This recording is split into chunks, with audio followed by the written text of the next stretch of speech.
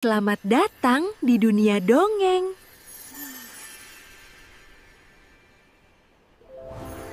Anak panah terakhir sang pemburu.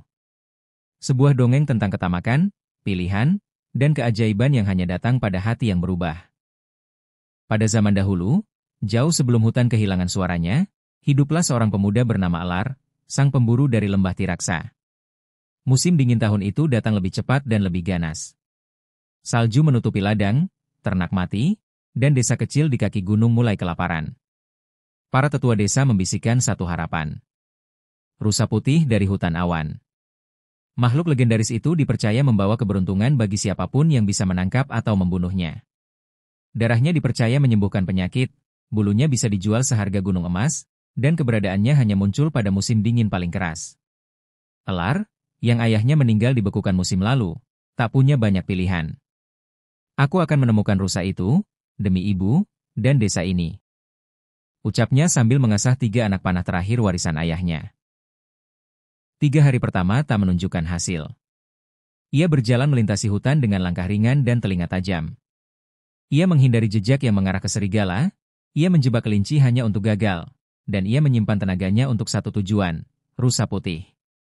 Pada malam keempat, Elar mulai bermimpi buruk. Seekor rusa menatapnya dengan mata manusia. Mata yang menangis. Ia terbangun berkeringat dingin.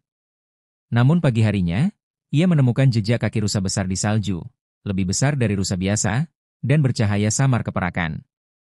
Dengan busur di tangan, ia mengikuti jejak itu. Semakin dalam, pohon-pohon berubah bentuk. Akar-akarnya seperti tangan, kabut menggantung di udara seperti roh. Di dekat air terjun beku, ia melihat bayangan rusa putih.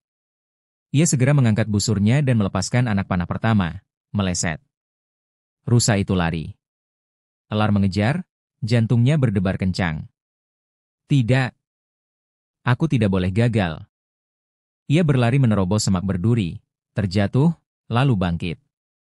Di lereng berbatu, ia menembakkan anak panah kedua, mengenai pohon. Rusa itu melompat ke balik kabut tebal. Kini, tinggal 1 anak panah. Yang terakhir.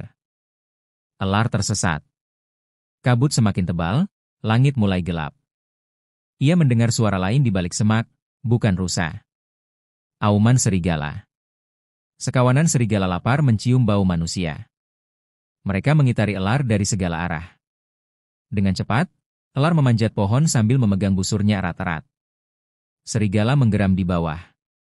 Beberapa jam kemudian, mereka pergi. Saat turun, Elar melihat kilatan cahaya di kejauhan. Rusa putih itu berdiri di tengah lingkaran cahaya salju. Namun kini, tubuh Elar mulai gemetar. Bukan karena dingin, tapi karena takut. Kenapa aku merasa rusa itu tahu aku akan membunuhnya? Elar mendekat perlahan. Ia mengangkat busur untuk terakhir kalinya. Rusa itu diam. Tak bergerak. Matanya adalah mata manusia. Mata yang mengenal kesedihan. Mata yang seakan bertanya, apakah kau hanya akan menjadi pemburu selamanya? Elar mematung.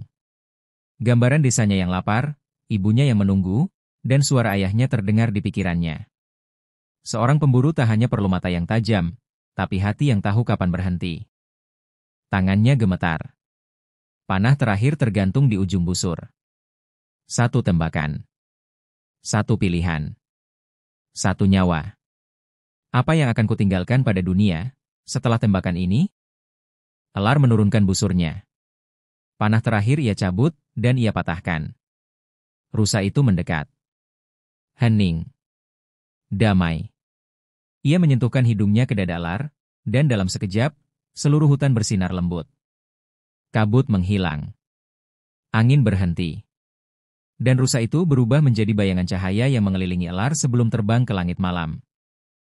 Elar kembali ke desa. Tanpa bulu rusa. Tanpa daging.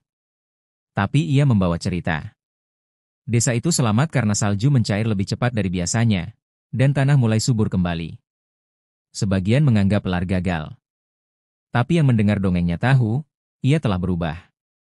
Elar tak pernah berburu lagi. Ia menjadi penjaga hutan, penuntun bagi para pelancong, dan penjaga dari keserakahan manusia. Dan setiap musim dingin, di malam tertentu, ada cahaya samar di atas pohon tertinggi. Konon, itu adalah rusa putih bermata manusia, datang menengok manusia yang memilih untuk tidak membunuh. Pesan moral. Kadang, keberanian terbesar bukanlah saat kita menarik busur, melainkan saat kita memilih untuk tidak melepaskannya. Terima kasih sudah mendengarkan. Kalau kamu suka kisah seperti ini, klik subscribe dan temukan dongeng lainnya di Bunga Bercerita. Jangan lupa nyalakan loncengnya, like, komen, dan share tonton kisah berikutnya.